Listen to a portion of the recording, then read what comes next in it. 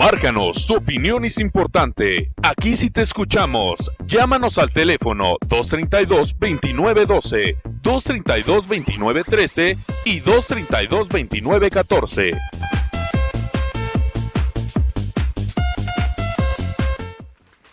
Ya estamos de vuelta con usted. Está conmigo, como cada jueves, el maestro Víctor Gutiérrez. Y digo maestro porque él es un maestro en criminología, entonces es parte de lo importante.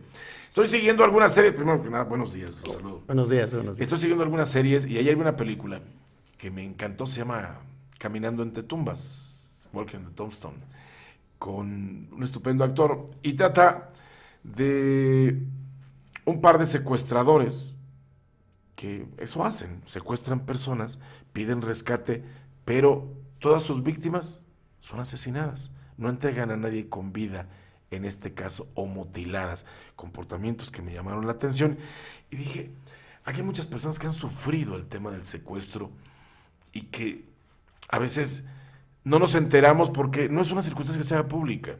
Si regresa con vida, pues todo felicidad porque se pagó un rescate, etcétera. Antes de pasar yo al tema que le quería preguntar del congelamiento de los bienes de los narcos, le voy directamente con esto comienzo, don Víctor.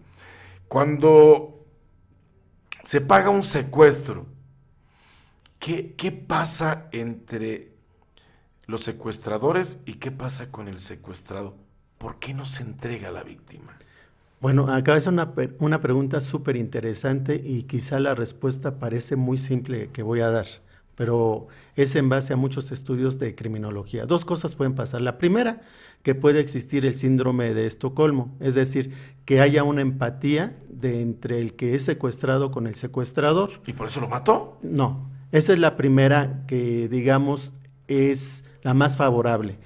En esta empatía, el secuestrador empieza a vivenciar, a contar su historia, por qué secuestró a la víctima.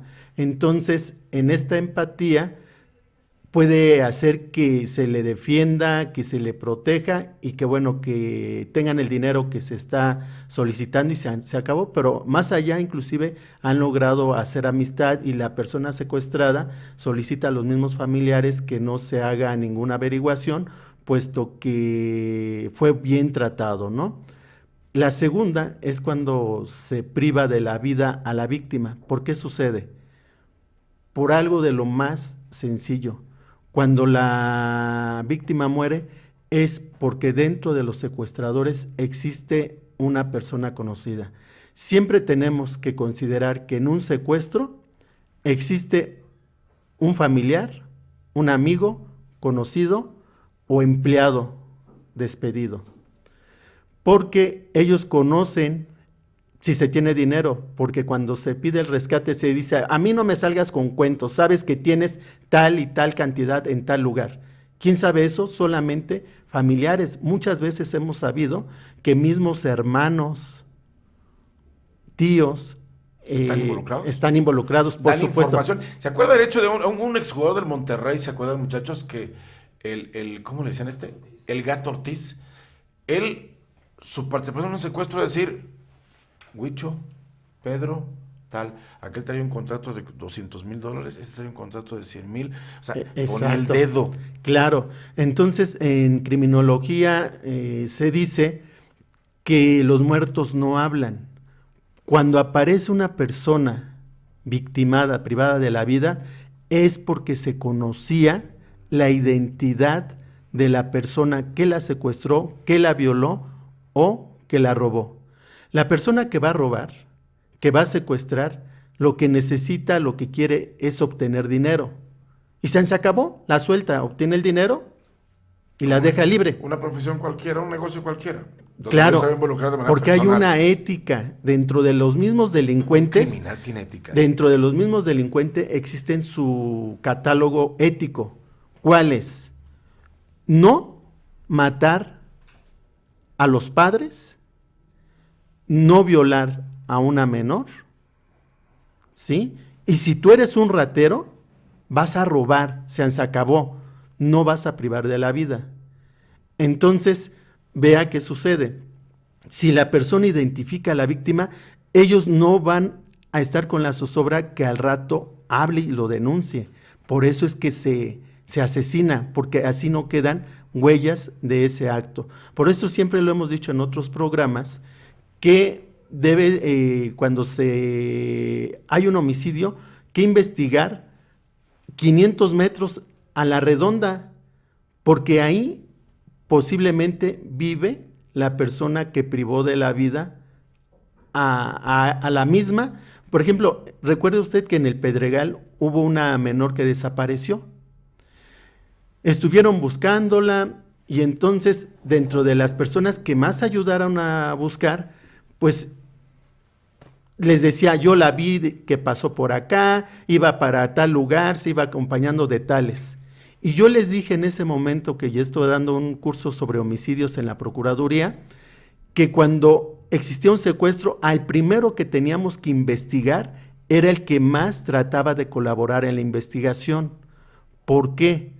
Porque suele suceder que los que más colaboran son las personas que están involucradas con el hecho delictivo y hacen que participan para dar pistas falsas y no llegar. Tan es así que desgraciadamente dicen, no soy profeta, pero se cumplió esta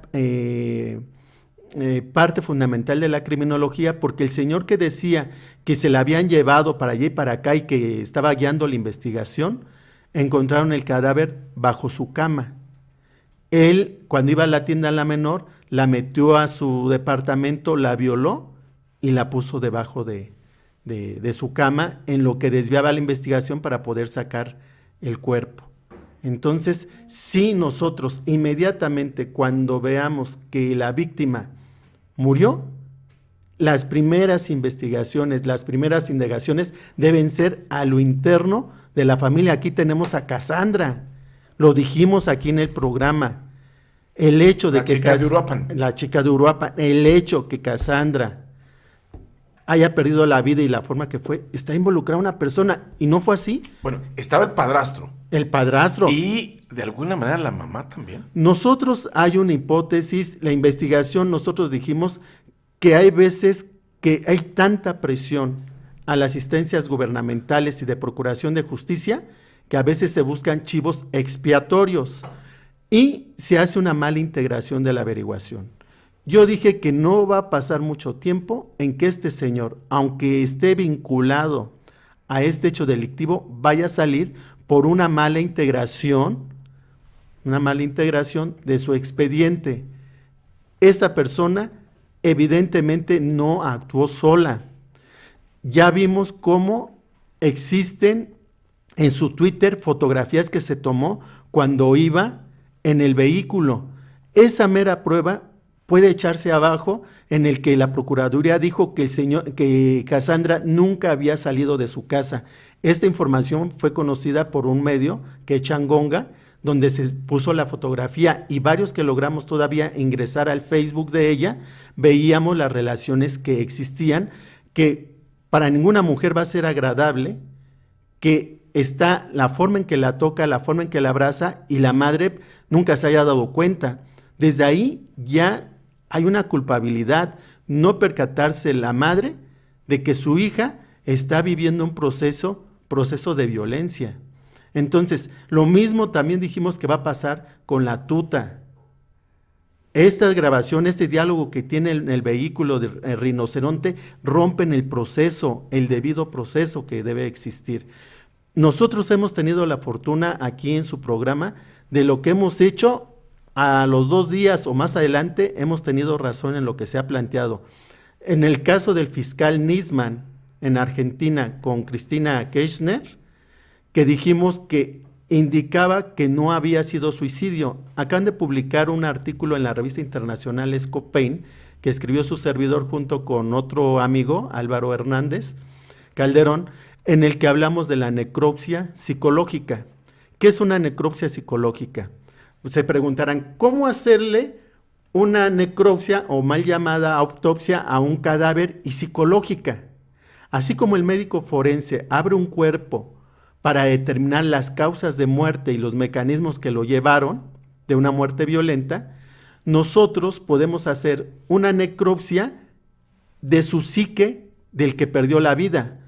Puede ser por suicidio, por accidente y posiblemente un homicidio. El caso Nisman se aparentó que había sido un suicidio.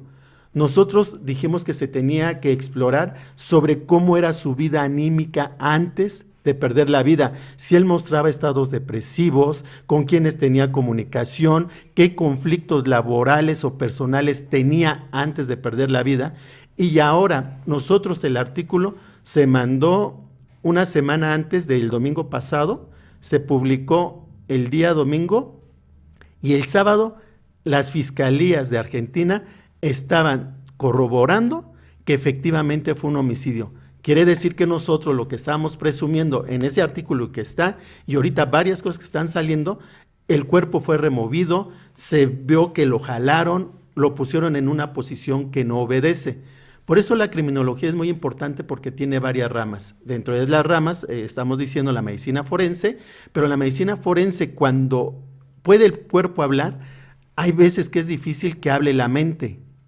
Entonces entra el psicólogo forense para que se haga esta necropsia psicológica que nosotros ya habíamos hablado anteriormente de las muertes sospechosas, que criminológicamente se le llama así a los suicidios. Nosotros tenemos que indagar, averiguar por qué la persona perdió la vida.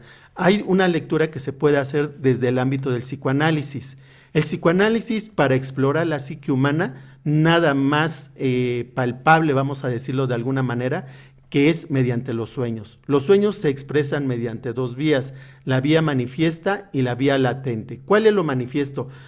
Cuando nosotros decimos, es que soñé una persona que se me acercaba, era más o menos así, empiezo a describir el lugar, cómo era la persona, lo que yo veía, eso es lo manifiesto. Pero lo latente, es decir, es que esa persona que se me acercaba hablaba muy parecido a mi padre. Sin embargo, la mujer que se me acercaba, aunque yo la deseaba mucho, sus actitudes eran como de mi madre. ¿De quién está hablando?